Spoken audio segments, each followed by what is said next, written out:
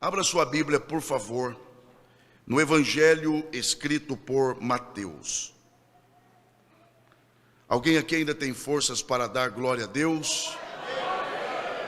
Você tem motivos ainda para dizer aleluia? Graças a Deus por isso. Quando você encontrar o Evangelho escrito por Mateus, que é o que abre tanto o Novo Testamento, quanto também a sequência dos 4 evangelhos, localize aí, por favor, o capítulo de número 13. Capítulo 13 do Evangelho escrito por Mateus.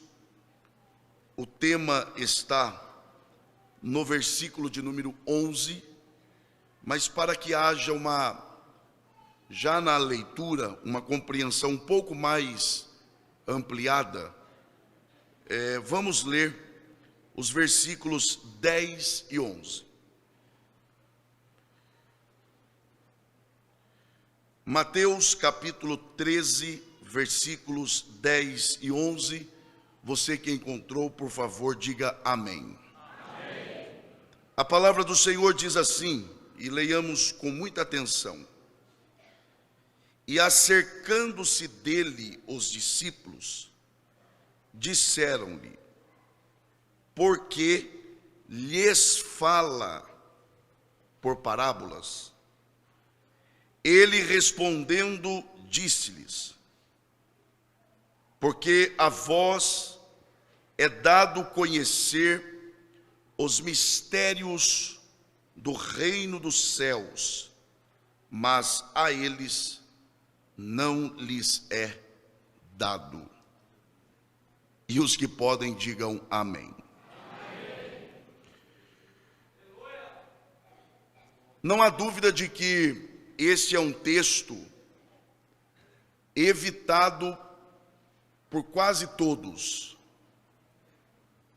porque, de fato, este é um texto complexo, e eu diria de difícil compreensão, seja por falta de interesse de buscar compreendê-lo, ou até mesmo com receio do que se descobrirá, principalmente quando levado em consideração a última parte do versículo 11, em que o Senhor diz: mas a eles não é dado o privilégio de conhecer os mistérios deste reino.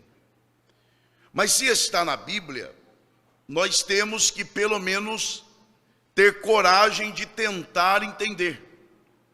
E já que vocês escolheram esse tema e me convidaram, vamos tentar entender um pouco do que é que Jesus está tratando aqui. Mas para isto é preciso, ainda que de forma bem rápida e objetiva, lembrarmos que os 4 evangelhos, Mateus, Marcos, Lucas e João, cada um deles tem um público-alvo bem definido. Marcos, por exemplo, é destinado aos romanos, Lucas aos gregos, João a todos os seres humanos. E no caso de Mateus, ele é originalmente destinado aos judeus. Mateus é alguém que escreve, sobretudo, pensando nos judeus. Além disto, assim como os demais evangelhos, o evangelho de Mateus, ele também possui um tema central. O tema central do evangelho escrito por Mateus é o de exaltar o fato de que Jesus Cristo é o Rei dos judeus e de que nele, isto é, no próprio Senhor Jesus, se cumprem de forma perfeita e final todas as promessas e profecias feitas no Antigo Testamento. Então Jesus é apresentado por Mateus como o Rei dos judeus, já que ele está escrevendo aos judeus, e ele destaca também de que Jesus é o cumprimento das profecias proferidas no Antigo Testamento.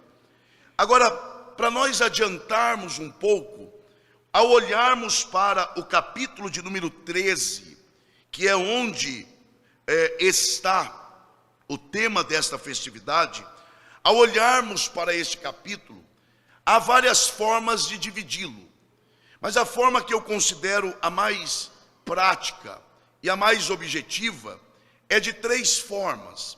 A primeira forma é de que o capítulo 13 nos apresenta algumas parábolas. Em segundo lugar, o capítulo 13 nos apresenta a explicação de algumas destas parábolas.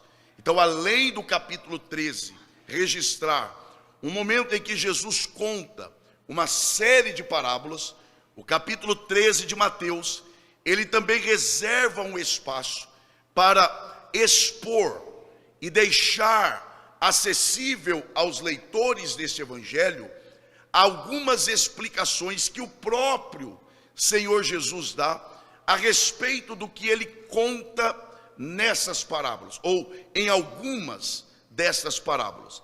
E em terceiro e último lugar, o capítulo 13 deste evangelho, ele também traz algo que eu considero,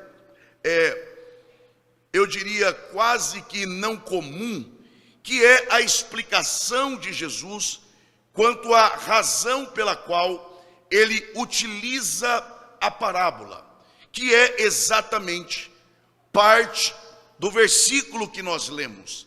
Então, além de Jesus contar parábolas, além de Jesus explicar o significado de algumas dessas parábolas, Jesus também agora, em resposta à indagação feita pelos discípulos, ele lhes fala a razão pela qual ele se utiliza de parábolas para transmitir verdades eternas e espirituais. Ao olharmos então para o versículo de número 11, que é o versículo escolhido pelos jovens para fundamentar o tema dessa festividade, é importante destacar que este versículo é parte da explicação que Jesus está dando a respeito da parábola anterior, isto é, a parábola que nós, quem me ouve aqui, diga amém. Amém. A parábola que nós, escute isso, que nós a conhecemos como a parábola do semeador. Então, se você de fato quer entender o versículo que vocês escolheram como tema dessa festividade, é preciso considerar que este versículo, a vós é dado conhecer os mistérios do reino dos céus, isso aqui é parte da explicação que Jesus está dando, da parábola que nós, aí eu repito, enfaticamente, nós conhecemos e chamamos como a parábola do semeador. Além disso, observem, o versículo de número 11, ele é também uma resposta objetiva, eu diria até resumida. Jesus está respondendo de forma objetiva à pergunta que os discípulos fizeram no versículo anterior. É por isto que eu fiz questão de ler com vocês o versículo de número 10, pois os discípulos, eles acham estranho que Jesus esteja falando aos não discípulos dele por meio de parábolas. Isto traz uma indagação aos discípulos, um questionamento, uma dúvida, melhor dizendo. E esta dúvida resulta em uma pergunta. Eles vão a Jesus e perguntam: por que o Senhor está, observe aqui, lhes falando por meio de parábolas? Então percebam que eles são claros em dizer por que é que o Senhor está lhes falando, não é nos falando, é lhes falando por meio de parábolas. Então Jesus está dando uma resposta objetiva a esta pergunta dos discípulos, que encontra-se exatamente no versículo anterior. Logo após, nós vamos chegar lá, logo após Jesus dá esta resposta no versículo 11, que eu considero como uma espécie de resumo da sua explicação, a partir do versículo 12, Jesus, até o versículo 17, Jesus agora vai ampliar esta explicação. Então, se você quer aprofundar um pouco mais na compreensão, é só depois você dar uma lida atenta do versículo 12 ao versículo de número 17, que é Jesus ele era tão organizado, porque o versículo 11 é uma espécie de introdução, é uma espécie de resenha, é uma espécie de síntese do que ele vai tratar. E do versículo 12 ao 17 é de fato a explicação que ele se propõe a oferecer aos discípulos diante da pergunta que eles lhe fizeram. Agora vejam, nós só poderemos compreender isso aí, esse tema, esse texto, se nós observarmos, não perca isso não, se nós observarmos este versículo à luz da parábola contada anteriormente. Que parábola é esta? É a parábola que nós conhecemos como a parábola do semeador. Mas, vamos lá, em falando de parábolas, é preciso, antes de falarmos sobre a parábola do versículo 1 ao versículo de número 9, é preciso considerarmos algumas verdades a respeito de parábolas. Porque você ouve pessoas falando sobre parábolas. Então, por exemplo, pegam ali aquela parábola que a gente chama de a parábola do filho pródigo. E aí já pega ali o anel, e aí já dá significado ao anel, que o anel é a autoridade, que a alparca é alguma coisa também, a roupa é também alguma coisa. Quando na verdade a grande lição daquela parábola não está nos elementos em si, mas está em outros aspectos.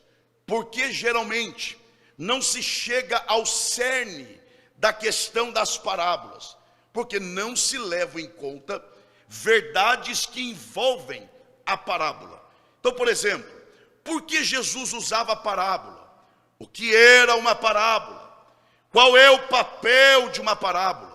Como interpretar uma parábola? Não adianta.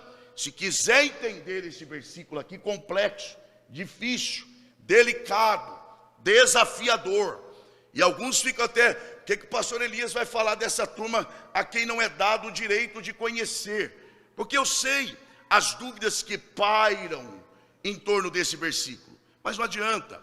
Para entender isso aí, nós temos que entender a parábola anterior. Mas para entender a parábola anterior, tem que entender o que é parábola. O que é parábola? Para que serve a parábola? Por que e para que Jesus usava parábolas? O que é que significa, então vamos lá, o que é que significa conceitualmente a expressão parábola? Parábola significa algo lançado para o lado. Esse é o conceito da expressão parábola. Parábola é algo lançado para o lado. E isso na prática quer dizer o quê? Que as parábolas cumprem o papel de levar pessoas a ter interesse sobre um determinado assunto. Por quê? Porque na verdade a parábola, ela coloca a pessoa que ouve ao lado da história, isto é, como parte da história. Então vejam, nesse ponto, já chegamos aos 3 papéis fundamentais da parábola. Primeiro, inserir os ouvintes na história. A parábola, ela serve a este propósito. Quando Jesus, ele contava uma parábola, ele tinha esse interesse. Qual? De trazer, de envolver, de incluir os seus ouvintes na história. Em segundo lugar, Jesus também com isso levava os ouvintes a reconhecerem os seus próprios problemas, os seus próprios erros. Ou seja, Jesus se utilizava da parábola para também conscientizar os seus ouvintes. Então, primeiro, os ouvintes eram envolvidos na história, eles eram inseridos na história, eles eram incluídos na história. E ao serem incluídos, eles iam se achando dentro da história. Mais ou menos assim, eu, nessa história, sou representado por aquele personagem. É a própria pessoa quem vai se colocando dentro da estrutura da história. Para quê? Para cumprir o terceiro papel, que é o quê? Levar os ouvintes a responder às propostas de mudança. Isso mesmo. Então, para você que está interessado e atento, primeiro, a parábola insere as pessoas na história. A parábola conscientiza as pessoas a respeito de suas condições espirituais. E terceiro, as parábolas, elas invocam, elas exigem uma resposta dos ouvintes. Agora, para que então Jesus contava parábola? Ora, quem é que gosta de ouvir historinha, se não crianças? Quando Jesus contava a parábola, Jesus estava literalmente dividindo o seu público em dois. Primeiro, ele estava dividindo o seu público em um público interessado, de fato, na mensagem simples, porém profunda e transformadora do Evangelho. Porque afinal, quem é que quer ouvir historinha? Quem é que quer ouvir história? Só aqueles que de fato entendem que quem está ensinando é uma autoridade espiritual. Aliás, é uma autoridade divina, porque é o próprio Deus. Então, já fica de um lado aqueles que de fato e de verdade querem, preste atenção nisso aqui, querem ouvir a história. E ele dividia do outro lado aqueles que se julgavam bons demais, sofisticados demais, para perder parte do seu dia sentado ou em pé, ouvindo historinhas do dia a dia. Então este é o primeiro objetivo de Jesus. Na parábola, ele já dividia o seu público, de quem quer ouvir e quem não quer ouvir. E em segundo lugar, Jesus também contava parábolas para, preste atenção, para transmitir verdades, muitas vezes, aliás, quase sempre duras. Então Jesus usava parábolas para transmitir verdades duras, sem ofender as pessoas. Então, por exemplo, vou dar um exemplo aqui rápido. A parábola do filho, que a gente chama de filho pródigo, que na verdade não é uma parábola. Ali são 3 histórias em uma. Preste atenção aqui. A primeira, a ovelha que se perde.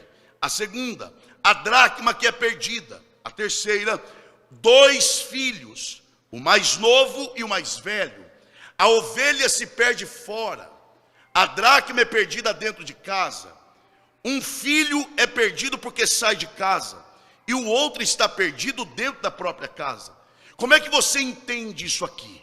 Você só entende se você observar o que acontece antes. Os fariseus estão criticando Jesus porque ele come e conversa com pecadores e publicanos. O que é que Jesus está fazendo com isso? Jesus está dando uma resposta dura aos fariseus, mas ele não faz isso confrontando, ele não faz isto na base da discussão, na base da ofensa, na base de palavras duras, ácidas. Não, Jesus não veio para ofender. Aliás, ele mesmo diz que não veio para condenar, ele veio para salvar. Agora, isso não quer dizer que ele não vai falar a verdade. Ele vai falar a verdade, mas ele fala sem ofender. Como? por meio de parábolas, porque as pessoas estão ouvindo, e no final, cada uma delas vai para casa dizendo, naquela história, eu sou fulano, então se eu sou fulano, eu estou errado nisso. É ela quem vai dizendo, eu estou errado nisso, porque Jesus nunca diz você está errado nisso. Não, ele só traz luz onde tem escuridão, e você mesmo consegue ver onde você precisa ser mudado. Quem crê no poder que Jesus tem para isso, aproveite a oportunidade, levante a sua mão e dê o melhor glória a Deus que você já deu aqui nessa noite. Então, Jesus, ele conta parábolas também para isto. Para quê? Para que sem ofensa ele leve os seus ouvintes a se enquadrarem na história e a então perceberem, eu preciso de mudança nesta área. Preste atenção agora. Jesus, nós já estamos avançando, Jesus não contava a parábola por contar.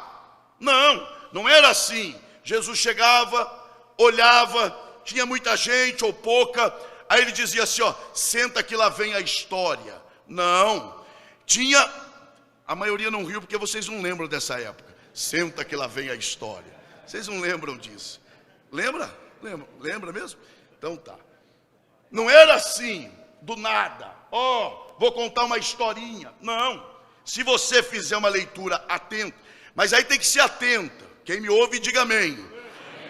Se você fizer uma leitura atenta de todas, eu estou falando de todas as parábolas de Jesus, todas elas obedecem a esta regra. Ou Jesus contava a parábola a partir de uma pergunta, ou ele contava uma parábola a partir de uma situação. Ele não chegava e sem motivo contava uma história, não. Ou é porque alguém fez uma pergunta, ou é porque está acontecendo alguma coisa. Vou te dar um exemplo, além dessa do filho pródigo, aquela que a gente chama de a parábola do bom samaritano. Jesus não falou que ele é bom. A gente que chama ele de bom samaritano. Não, mas está na Bíblia. Onde? Está na Bíblia, parábola do bom samaritano. Não, isso não é Bíblia. Isso é epígrafe do texto. Isso é a concepção do tradutor. Bíblia é o corpo da mensagem. Jesus em nenhum momento chamou o samaritano de bom. Até porque nem Jesus aceitou ser chamado de bom. Aquele jovem chegou para ele e falou, bom mestre, bom só há um que está no céu. Então, não quer dizer que porque o samaritano teve uma atitude boa, que ele é bom. Porque uma pessoa não é definida por uma atitude. Agora, mas tudo bem, isso é uma questão de nomenclatura. Vejam que essa parábola, ela é contada exatamente a partir de uma pergunta.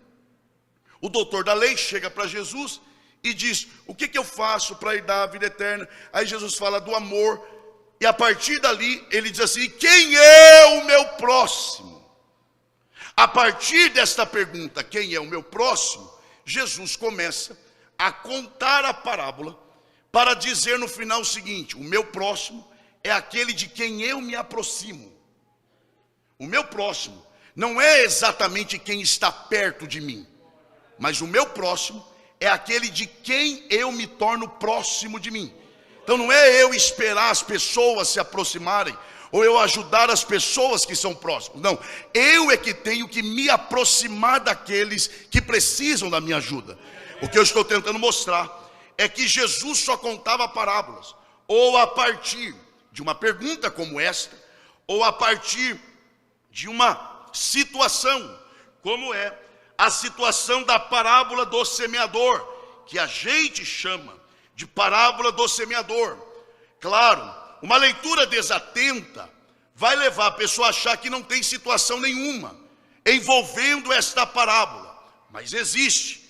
Olha aí o versículo de número 2, capítulo 13, a gente tem que entender isso aqui, capítulo 13, versículo de número 2, vamos ler o 1 também. Tendo Jesus saído de casa naquele dia, estava sentado junto ao mar. Olha agora. E ajuntou-se muita gente ao pé dele, de sorte que, entrando no barco, se assentou. Olha agora, aqui está a ênfase. E toda a multidão estava em pé na praia. Esse é o contexto. Esta é a situação. Jesus está pregando e diante dele uma grande multidão. Quem olha para aquela cena diz o quê? Isto que é um ministério aprovado. Isto que é um trabalho aprovado. Afinal de contas, olha essa multidão. Quando Jesus percebe que há muita gente e causa admiração, principalmente nos seus discípulos, Jesus então começa a falar sobre esta parábola, que nós chamamos de a parábola do semeador. Mas se você fizer uma leitura atenta, você perceberá que a ênfase de Jesus aí não é na semente e não é no semeador. A ênfase de Jesus aí é nos solos. Jesus fala de um semeador, de um tipo de semente, e ele fala de 4 tipos de solos. Vejam, a ênfase não é na semente, nem na figura do semeador. A ênfase é nos tipos de solos. Lembrem-se, tem uma multidão ouvindo Jesus, é muita gente ouvindo. Todos estão ouvindo a mesma coisa. Por exemplo, quem me ouve aqui, diga amém. Isso, está todo mundo ouvindo a mesma coisa. Como naquele dia, todos ouviam a mesma coisa. Todos ouviam a mesma mensagem. Todos ouviam o mesmo pregador, a saber, Jesus. E aí Jesus começa a falar sobre esta parábola, que não é a parábola do semeador, é a parábola dos solos. Porque enquanto Jesus fala de uma semente, de um semeador, ele fala de 4 tipos de solos. E observem, dos 4, 3 são ruins e só um é bom. Olha só, primeiro, beira do caminho. Segundo, rochoso. Terceiro, espinhoso. E só o quarto é chamado de uma boa terra. Percebam, a maioria é composta de solos ruins. O que é que Jesus está ensinando com isso? Sem palavras. Ele está dizendo, é verdade, tem muita gente me ouvindo aqui, mas os que de fato recebem a mensagem como devem receber é a minoria. Enquanto todos ouvem, a maioria não absorve, a maioria não pratica, a maioria ouve, vai embora e é como se não tivesse ouvido. Mas sempre haverá uma minoria, um remanescente, quase que imperceptível, que ao ouvir a palavra produzirá a 30, 60 e até 100 por um para a glória do nome do Senhor. Quem deseja fazer parte desse grupo, levante a sua mão e adore ao Senhor. Agora, ao olhar então para o versículo de número 11, vamos analisar rapidamente, de uma forma a princípio, e não desanime, a princípio de uma forma negativa, porque percebam, conforme nós já vimos, para que serve a parábola? Se eu fosse você, eu dobraria atenção. Eu disse que a parábola serve para facilitar a compreensão. É verdade, porém, aqui parece ser exatamente o contrário. Se você está atento, você já deve ter percebido. Ora, se a parábola serve para facilitar a minha compreensão, a resposta de Jesus aos discípulos parece ser o contrário. Porque olha aí o que ele diz, versículo 11. Ele respondendo disse-lhes: porque a vós é dado conhecer os mistérios do reino dos céus, mas a eles não lhes é dado, porque àquele que tem se dará, e terá em abundância, mas àquele que não tem, até aquilo que tem lhe será tirado. Por isso, olha agora, lhes falo por parábolas, porque eles vendo não veem, e ouvindo não ouvem, não compreendem. Ué, mas a parábola não é para compreender? A parábola não é para facilitar? Jesus está dizendo agora que a parábola para os incrédulos é exatamente para que eles vendo não veem, ouvindo não ouçam e não compreendam. Como é que é isso aqui? Do que é que se trata esse negócio? Na verdade, preste atenção nisso. Isso aqui é uma espécie de sentença judicial, ou seja, já dita anteriormente, isso mesmo, lá no Antigo Testamento. Por quê? Porque Israel ouve os profetas, mas rejeitam. Israel recebe os profetas, mas maltrata-os. O que é isso? À medida que eles vão ouvindo e vão rejeitando, há uma sentença judicial. Qual é esta sentença judicial? Quanto mais ouvem e rejeitam, mais obscuros ficam os seus olhos. O que Jesus está dizendo é: eles têm a luz perto deles, porém, eles estão condenados a andarem e a viverem em trevas. Eu repito, a luz está ali, a própria luz está ali, mas eles estão condenados a viverem, a andarem e a viverem em trevas. Ou seja, percebam, Jesus explicava o sentido das parábolas, sim, tanto é que logo após falar sobre a parábola do semeador, que a gente chama de semeador, ele dá a explicação. Para quem? Para todos? Não.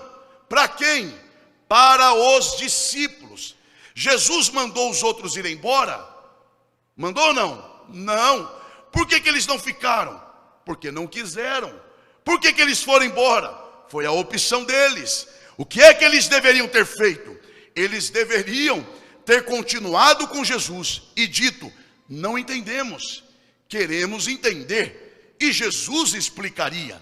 É que ao fazer isso, ou seja, dizer queremos aprender e a saber e a compreender, eles estariam dizendo: a partir de hoje seremos seus discípulos. Mas não, eles querem ouvir a palavra, eles querem frequentar as reuniões, mas eles não querem o compromisso de serem discípulos de Jesus. Não é que Jesus está fazendo acepção de pessoas, não é que Jesus está dizendo: eu conto a história e agora seleciono, vocês saem porque não podem aprender e vocês ficam porque vocês podem aprender. Não, ele explica para quem quer aprender, ele explica para quem fica até o final, ele explica para quem decide não só ouvir a palavra, mas ser discípulos dele na caminhada do dia a dia. Ora, isso nunca foi tão atual. Repito, e bebo água antes. Isso nunca foi tão atual. Experiência com Deus, sem compromisso com Deus.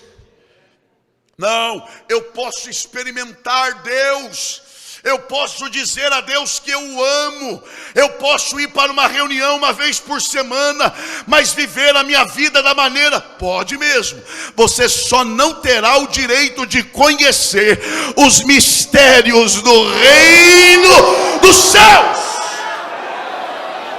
Eu posso frequentar culto? Pode. Eu posso ouvir o que todos ouvem? Pode. Eu posso inclusive participar de ceia como membro da igreja, como os outros? Pode. Mas eu posso viver uma vida também sem ser como dos discípulos? Pode também. Só não vai ter acesso à compreensão maior dos mistérios de Deus. Oh, glória a Deus. Oh, glória a Deus. É só se lembrar, por exemplo, de Nicodemos. O que é que Nicodemos faz? Ele faz o que a maioria não faz.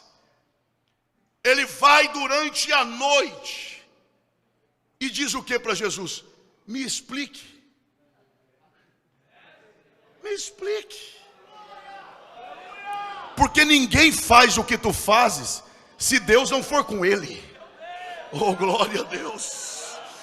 Oh, o Espírito de Deus ministra ao meu espírito. Eu não preciso absolutamente enganar ninguém, mas o Senhor está me dizendo que Ele está interessado em levantar jovens aqui para realizar coisas extraordinárias em seu reino. Que pessoas te procurarão e dirão: ninguém faz o que você faz se Deus não for com você. Eu quero aprender com você a respeito desse Deus. Oh, glória a Deus. O que eu estou tentando dizer é que aqui não é esse negócio de Jesus, ele faz acepção, ele veio para uns e não para outros. Não, ele fala a todos. Ouvir a palavra é um bem comum a todos. Agora, entender é para quem fica um pouco mais. Eu vou repetir isso aqui. Ouvir todo mundo ouve. Agora, para compreender é para aquele que caminha na segunda milha. Porque tem gente que só faz o que mandam ele fazer. Se te obrigar a caminhar uma milha, vá duas. Por que Jesus falou sobre isso aqui? Era uma lei romana. Qual era a lei romana? A lei romana dizia o seguinte: se no deserto um judeu fosse daqui para lá, ou de lá para cá também, tá?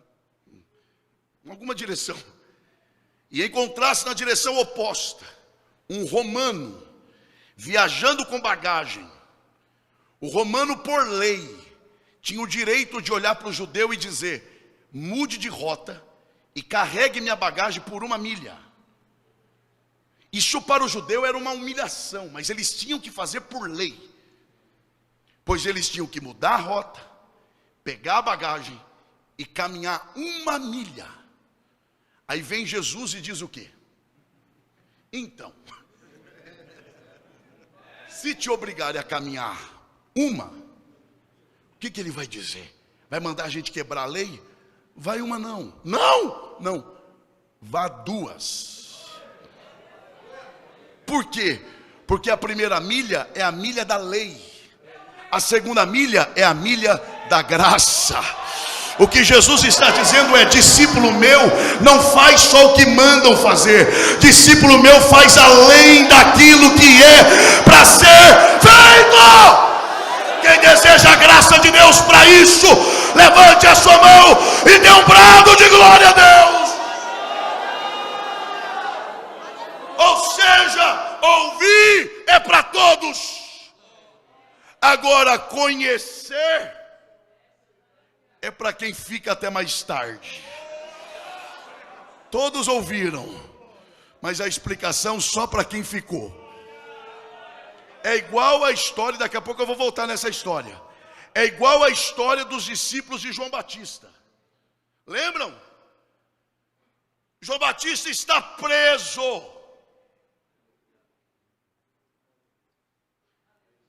Triplique a atenção para você não me interpretar mal.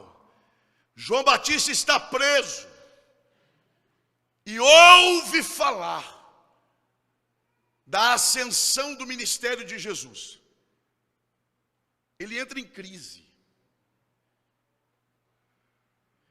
Porque a dúvida dele não é a respeito de Jesus. Porque a respeito de Jesus ele não tinha dúvida. Porque ele teve experiência já desde o ventre. Viu o Espírito descer em forma corpórea de pomba. Ouviu a voz de Deus falando quem era Jesus. A crise dele é com ele, porque ele está preso. Aí ele chama 2 de seus discípulos e diz: vão lá e perguntem a Jesus se é ele mesmo que haveria de vir, ou se devemos esperar outro. A dúvida dele não é sobre Jesus. Na verdade, ele quer saber o que Jesus tem para falar sobre ele. O problema, sabe qual é? É que os discípulos dele saíam antes do culto acabar. Porque Jesus inverteu a ordem da liturgia. Ele começou a fazer milagre para pregar depois. Aí ele fez alguns milagres, olhou para os discípulos e disse: vão lá e digam a João que os cegos vêm, os coxos andam, os surdos ouvem, e aos pobres é anunciado o reino dos céus. Sabe o que eles fizeram? Ao invés de ficar para a mensagem, foram embora. E sobre quem Jesus pregou naquele dia? Sobre João Batista. E o que Jesus fala sobre João Batista? O que vocês foram ver no deserto?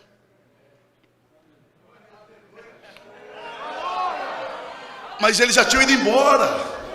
Um caniço agitado pelo vento, um homem vestido de linho fino, ou um profeta? Olha Jesus: eu porém vos digo que fostes ver mais que um profeta, porque dentre nascidos de mulher ninguém é maior do que João Batista. Não era o que ele precisava ouvir? Não, mas saíram antes do tempo, desistiram no meio do caminho. Não, mas quando há aqueles que ficam até o final, que vão além do que se estabelece, não só ouvem o que os outros ouvem, mas compreendem além dos outros. Quem deseja ir além, levante a sua mão e adore a esse Deus.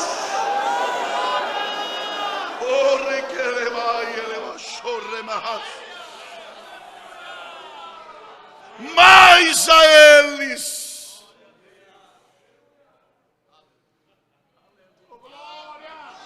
não é dado o direito.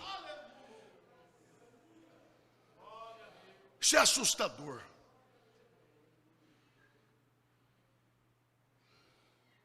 Mas a eles não é dado. Mas afinal de contas, que mistério é esse? E por que eles são incapazes de entender? Lembra da parábola dos solos? São 3 ruins. Isso aqui é sério demais. Beira do caminho, espinhoso e rochoso. Olha isso. Todos os 3 são ruins. Mas sabe qual é o pior deles? Não é o espinhoso, porque chega a brotar. Não é o rochoso, porque chega a florescer. Só não permanece. Qual é o pior? Beira do caminho. Porque bate e nem penetra. Porque a terra é o quê? Muito dura. E ela é dura por quê? Ela foi sempre dura? Não. Ela se tornou dura. E como é que uma terra se torna dura assim? Exatamente. De tanto o semeador pisar nela. De quem Deus, o Senhor Jesus está falando? Israel.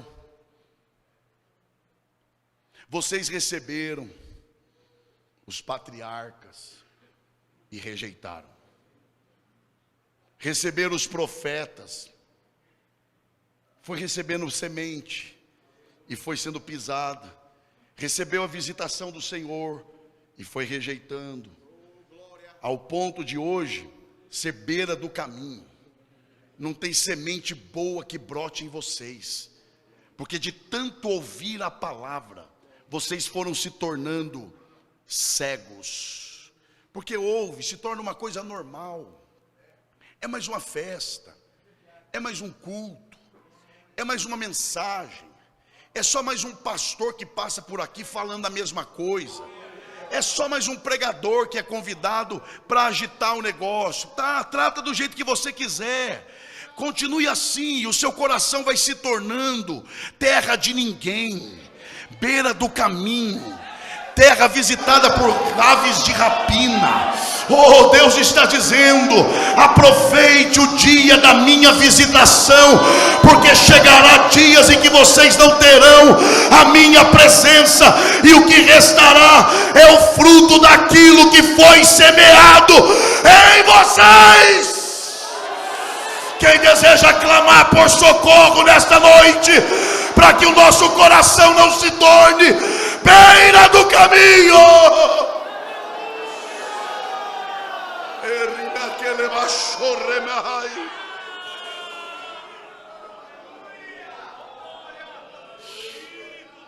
Porque daqui a pouco, ou nós seremos como Israel no deserto, ou o Egito, os egípcios. Porque a coluna de fogo iluminava Israel,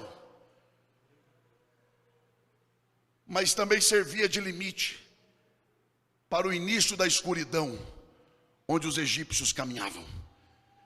É a mesma coluna, mas para uns ela ilumina, para outros ela escurece. De que lado você quer estar?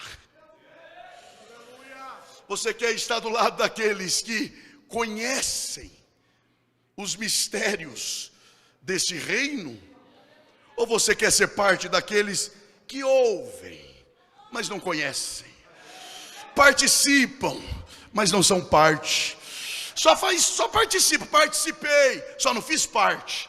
Fui lá, frequentei, cantei, ensaiei, e saiu como? Não, é mais um congresso.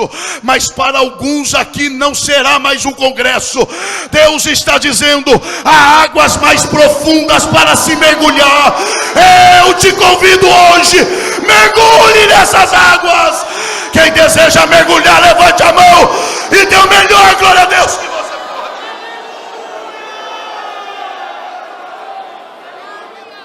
Eu preciso adiantar.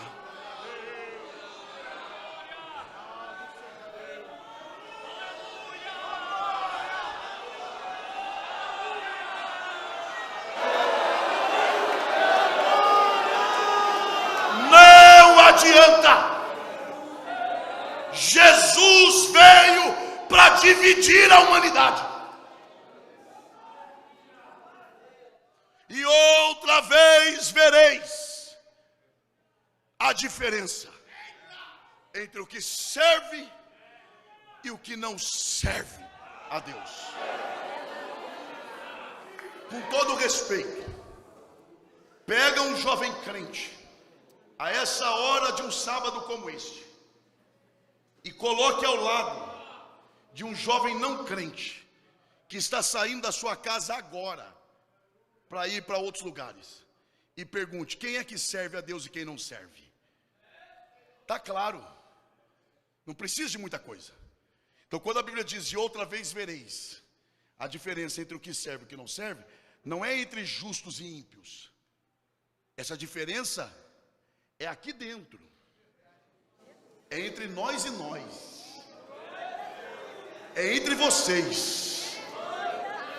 E essa mensagem, ela é de divisão. Que é isso, pastor?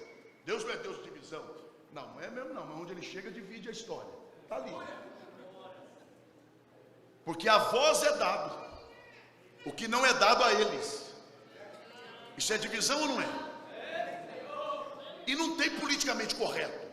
Não, isso é desagradável. Isso aí é preconceito. Isso aí é discurso do ódio. Chama do que você quiser. A esses é dado e a eles não é dado. Uns vão para o céu e outros vão para o inferno. Uns são salvos, outros não são. Uns são crentes e outros não são. Uns são santos e outros não são. Uns são crentes de verdade e outros fingem que são. É isso, é tempo de compromisso com a verdade do Evangelho. E aí dá glória a Deus quem acha que tem que dar glória a Deus.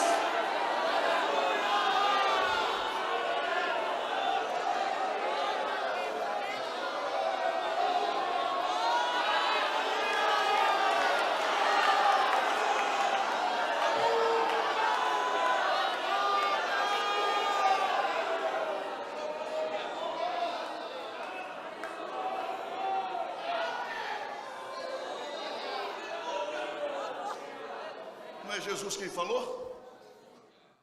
Eu vim lançar brasa na terra. Não é brisa não. É fogo. E se você não for capaz de aborrecer pai e mãe por minha causa, você não é digno de mim. É ele quem falou.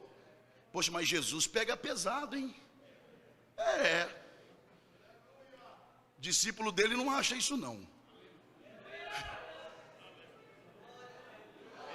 Discípulo dele diz, é isso aí? Então é isso aí. Não olha para o lado agora não. Tem gente que disfarça legal, espiritualmente. O pastor tá brabo, hein? Não, é assim sempre, mas não é brabo. Nervoso.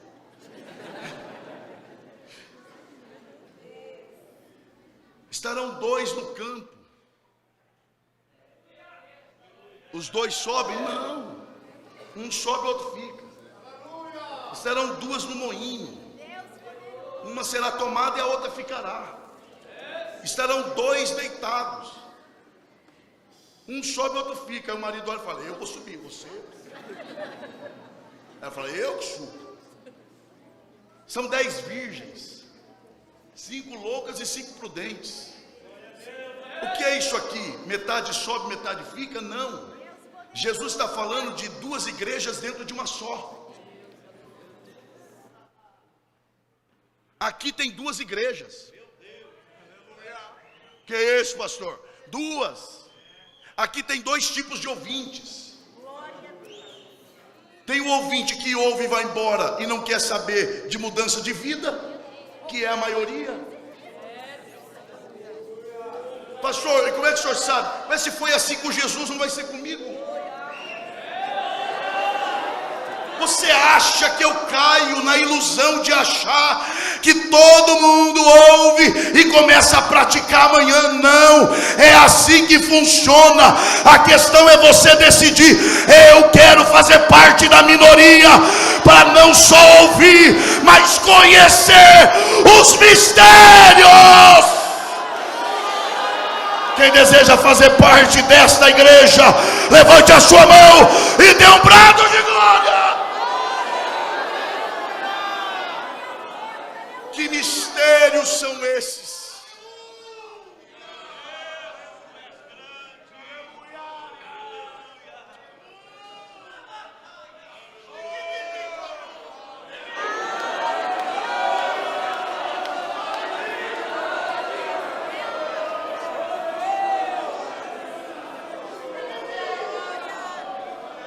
Que mistérios são esses? Claro, tem relação direta com Jesus, claro, mas não tem a ver com quem ele é, qual a sua natureza e a força do seu amor. Não é isso. Tem a ver com ele, mas não é quem ele é, de onde ele vem e qual a medida do seu amor. Não. E como é que o senhor sabe disso? Pela referência reino dos céus. Quando ele usa os mistérios do reino dos céus, que é o mesmo que reino de Deus, é justamente porque Mateus está escrevendo a judeus, então ele evita usar a expressão Deus. Quando ele usa isso, ele está falando da escatologia mesmo. Ele está falando que esses mistérios é uma espécie de antecipação daquela manifestação gloriosa vista por Daniel. Todo judeu sabia que Deus manifestaria o seu reino. E ao olhar para a visão de Daniel, eles diziam, vai ser uma coisa miraculosa. E quando você lê o Apocalipse de João, porque Daniel é o Apocalipse dos judeus, enquanto que o Apocalipse de João é o nosso, mas é a mesma coisa em termos de glória, de beleza, de terror, no bom sentido da palavra, de peso. Então os judeus sabem, eles só não esperavam uma novidade, de que a revelação deste reino começaria no Nazareno. No homem da Galileia. No homem com os pés empoeirados. No homem com o rosto suado de tanto andar para ajudar as pessoas. Eles não esperavam que começaria assim. Essa é a novidade. Esse é o mistério. A maioria não percebeu, mas vocês perceberam que o reino não vai chegar. O reino já chegou. E não só chegou, está no meio de vocês. Oh, meu Deus. No meio, não só no meio, está em vocês. Aquele reino é aquele lá. Aquele da glória, está onde? No meio de vocês e mais, está dentro de vocês. Eu não falei que eu ia voltar em João Batista? Pois é, porque aí Jesus diz o quê? Dentre nascidos de mulher, ninguém é maior do que João. Mas aí Jesus fala uma coisa que fica meio difícil de entender. E eu digo que o menor no reino do meu pai é maior do que João Batista. Ué, como assim? João Batista não é nascido de mulher? Não é Isabel a mãe dele? É. Ué, então por que ele é o maior de nascido de mulher e no reino do teu pai o menor é maior do que ele? Então, é porque ele não teve o privilégio que vocês têm. Qual? Olha, ele foi cheio do Espírito no ventre, verdade. Ele viu Jesus, verdade. Ele batizou Jesus, verdade. Ele ouviu a voz do Pai dizendo, esse é meu filho, verdade. Inclusive, ele viu o Espírito Santo descer em forma corpórea de pomba. E pousou sobre quem? Sobre ele? Não. Sobre Jesus. E nele? Nada. Agora vocês não. Vocês não viram nada. Só que tem uma coisa que ele não teve: o Espírito Santo derramado dentro de vocês. Oh, glória a Deus. Tem alguém que entendeu a voz de Deus aqui? O reino não está fora de vocês. O reino está dentro de vocês. Quem recebe esta palavra, adore ao Senhor.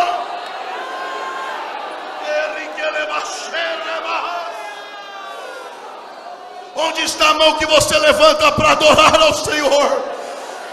Com respeito, é claro. Toque o ombro da pessoa que está perto de você, se você quiser, lógico. E diga para ela, alegra o teu coração.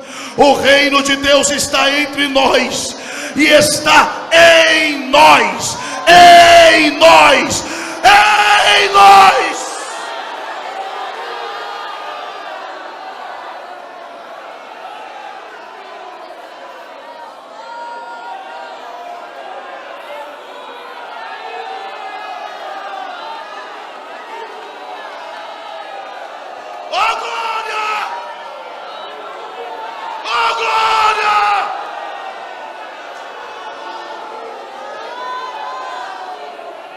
Pastor, para encerrar,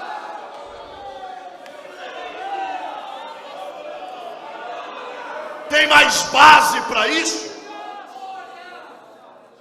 Colossenses 1:26. O mistério que estivera oculto dos séculos e das gerações, inclusive dos anjos, estava escondido lá. Agora, todavia, se manifestou a quem? Aos seus santos. Não é a todos não. Não é a todos não. Não é para todos. Estava escondido. Nem os anjos sabiam. Guardado a 7 chaves. Mas agora se manifestou aos seus santos. Está entre eles. É só isso? Não. Olha o 27. Aos quais Deus quis fazer o quê? Não, vai lá, fazer o quê? Conhecer. Olha lá.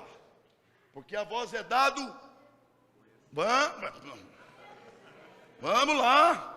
A voz é dado. Olha agora. Aos quais Deus quis fazer.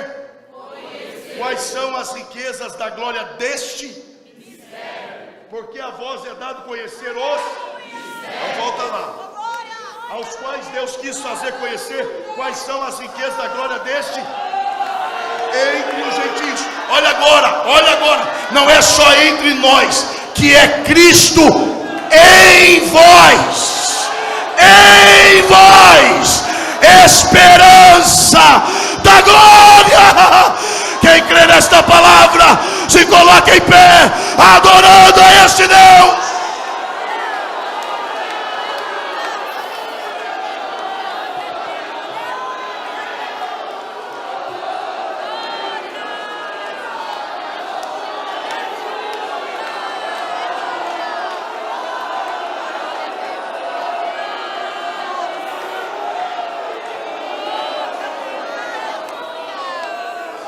Oh, glória a Deus. Oh, glória a Deus.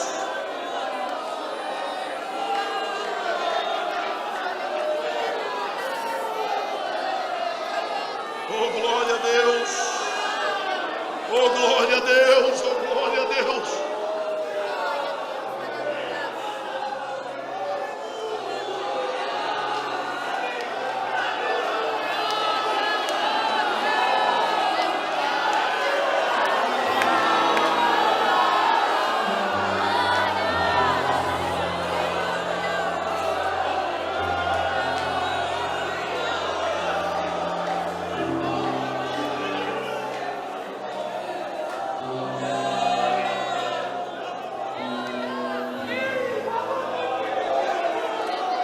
Que mistérios são esses? Cristo em nós.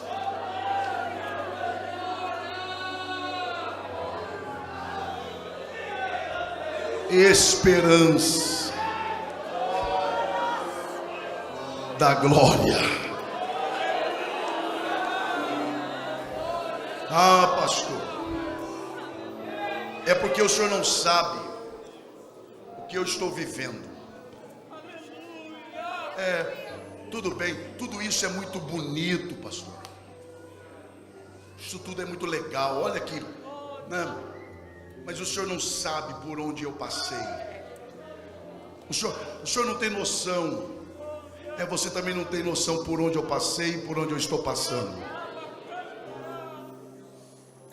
Não, você não tem noção. Assim como eu também não tenho noção. Uma coisa nós podemos ter certeza: essa riqueza Deus não decidiu esconder no Tesouro Nacional do Brasil. Não. Ele não decidiu esconder lá na Suíça, nos paraíso fiscal. Não. Você anda na Suíça, você está andando na Suíça assim, ó, Zurique, por exemplo. Daqui a pouco você vê um caça saindo de debaixo da terra e sai do lado do carro que você está assim. Aí você pergunta assim para a pessoa que está com você: o que é isso aí? É que tem um país embaixo desse país, onde as riquezas, as maiores riquezas do mundo estão escondidas. Não é lá. Não é lá não. Deus decidiu esconder esse tesouro no lugar mais frágil que existe.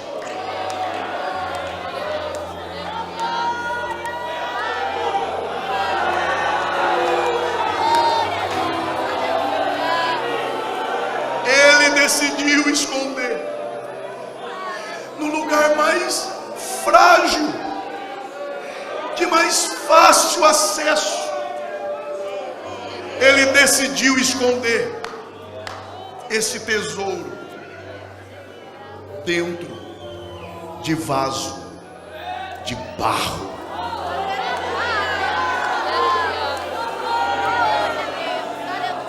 Mas por quê? Porque ele não quer proteger? Pelo contrário, ele escondeu aí para que a excelência do poder seja dele e não nossa.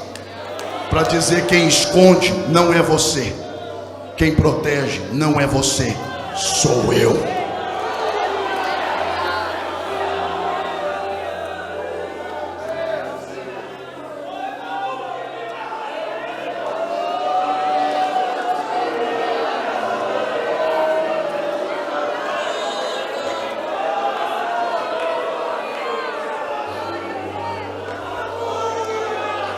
É aí que ele decidiu esconder. Aí.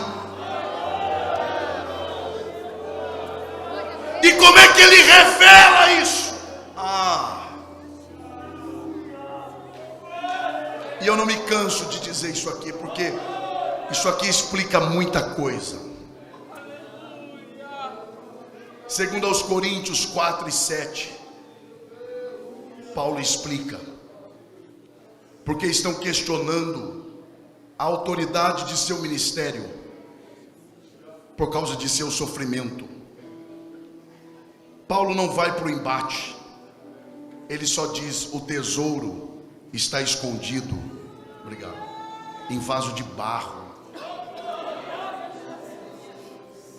E o povo entendeu, porque era uma prática normal da época. A pessoa tinha ouro em barras, ela derretia o ouro e guardava em vaso de barro. Ela corria no deserto e escondia. Passado o tempo: eu preciso do ouro. Ela vai lá, pega o vaso. Só que agora o ouro endureceu pelo lado de dentro. Só existe uma forma de tirar aquele tesouro: quebrando o vaso. Aí Paulo está dizendo: sabe por que eu sofro? Não é porque Deus não é comigo, é porque é o único jeito que ele encontrou de revelar o que ele plantou aqui dentro. Então ele me quebra e o tesouro aparece. Isso. Aceite o que você está passando como forma de Deus extrair o que você tem de melhor que ele plantou aí dentro. Ele depositou em você tesouros dos seus mistérios. Quem crê nesta palavra, adore ele.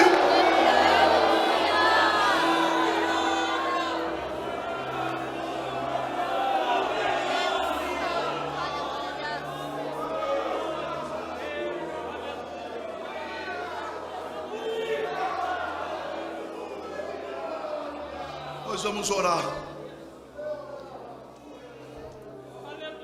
Mas antes de orarmos, onde está alguém que deseja entregar a sua vida ao Senhor Jesus agora? A esse Jesus que fala a todos e explica a todos que lhe perguntam: onde está você? Que deseja andar com esse Jesus. Você que deseja ter os seus pecados perdoados e ser parte da igreja que não só ouve, mas que conhece os mistérios deste reino. Onde está você que quer ter este reino dentro de você? Você que se afastou dos caminhos do Senhor, onde está você? Que deseja retornar agora a alguém? Se há, levante uma de suas mãos. Saia do teu lugar. Essa igreja está pronta para te receber. Alguém vai te acompanhar até aqui à frente. Tenha certeza disso. Onde está você? Há alguém entre nós? Eu vou perguntar só mais uma vez. Que há, eu sei que há. Onde está você? Que deseja fazer parte desta igreja, que não só ouve, mas que conhece os mistérios deste reino. Há alguém? A oportunidade está aberta. Quem ouviu a palavra, diga amém. Quem entendeu a mensagem, diga graças a Deus. Nós vamos orar. Mas antes, eu quero que você, novamente, nós estamos em festa, e festa é isso mesmo. E isso é bíblico também. A Bíblia diz: quando vocês se reunirem, consolai-vos uns aos outros, edificai-vos uns aos outros. E como é que você consola o seu irmão se você não fala com ele? Tem gente que fala sobre um monte de coisa durante o culto. Aí quando um pregador vem e diz assim: fala isso aqui da parte de Deus para o seu irmão. Eu não sei para que isso. Eu não sei para que isso. Mas falou sobre um monte de coisa durante o culto. Às vezes fala até o que não se deve falar. Não se deve falar em lugar nenhum, que dirá na igreja. Mas na hora que é para ser uma bênção, não, esse negócio é coisa de pregador. Não, é o pastor da igreja que está falando. Eu quero que você seja uma bênção para o seu irmão. É só isso que eu quero. Eu quero que você, que se sente à vontade, escolha alguém e diga para esse alguém: Deus decidiu esconder as riquezas deste mistério dentro de um vaso de barro como você. Se isso não te alegra, o que é que vai te alegrar?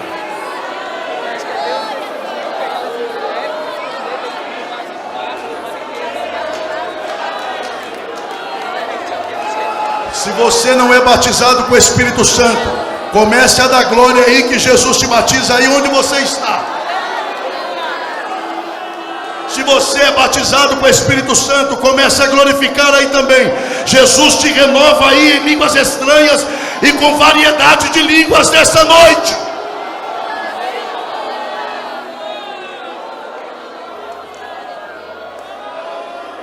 Nós vamos orar. Eu vou pedir que a Almadeb cante um hino assim que terminarmos de orar, mas tem que ser assim que terminar. Já fica tudo pronto. Terminou a oração, já começa a cantar.